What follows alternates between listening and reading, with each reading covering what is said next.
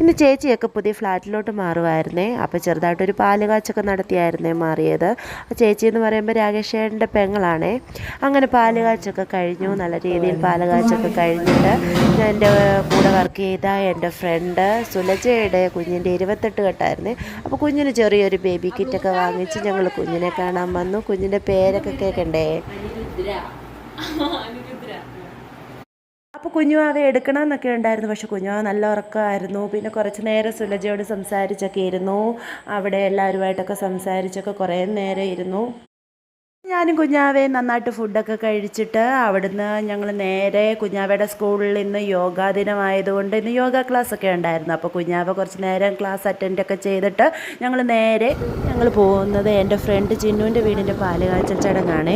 ഒരുപാട് നാളുകൾക്ക് ശേഷമാണ് ചിന്നു ഞാനും കൂടെ നേരിട്ടിപ്പോൾ കാണുന്നത്. അതിൻ്റെ ഒരു സന്തോഷത്തിലൂടെയാണ്. ഒരു 4-5 കൊല്ലം ഞാനും ചിന്നു ഒന്നിച്ച് വർക്ക് ചെയ്തവരാണ്.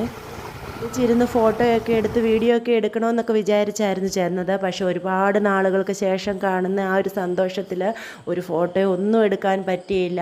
ഞങ്ങൾ സംസാരിച്ചിരുന്നു. ഒരുപാട് നാളത്തെ സന്തോഷം ഒന്നിച്ചിരുന്ന് ഞങ്ങൾ ഭക്ഷണമൊക്കെ കഴിച്ചു, സന്തോഷത്തോടെ ഇരുന്നു.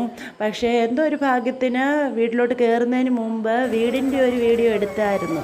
അതുകൊണ്ട് മാത്രമാണ് ഇപ്പോൾ ഈ ഒരു വീഡിയോ ഇടാൻ പറ്റിയത്. വീഡിയോ ഇഷ്ടമായെങ്കിൽ ലൈക്ക് ചെയ്യണം, ഷെയർ ചെയ്യണം, സബ്സ്ക്രൈബ് ചെയ്യാൻ മറക്കല്ലേ.